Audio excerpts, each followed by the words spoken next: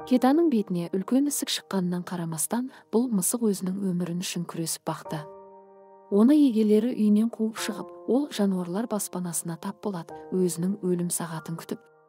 Бірақ оны дер кезінде мейірімді еріктілер байқап қалады. Олар мысық қатты қажетсініп жатқан ота жасатуға дереу арада ақша жинайды. Өзінің қорқынышты бет әлпетіне қарамастан, Кета энергияға толы керемет мысық. Ота жасатуда тәуекелге толы болатын. Еріктілер мысықтың бетіндегі үлкен ісікті алған кезде, Кета не тамақ жей алмай, не көре алмай қалмайма деп уайымдай бастады. Алайда хирургтар отаны сәтті өткізіп, мысықты ықтимал асқынулардан сақтап қалды. Отадан кейін оның терісі тартылып, мысықтың тәбеті пайда болады. Енді ол кез келген басқа мысықтар секілді өмір сүреді, ұйықтайды, ойнайды, жейді. Көп өтпей Кетаны өз үйіне бір адам асырап алады. Оның отадан кейінгі фотоларына қарасаңыз, оның көзінен жарқылды байқауға болады.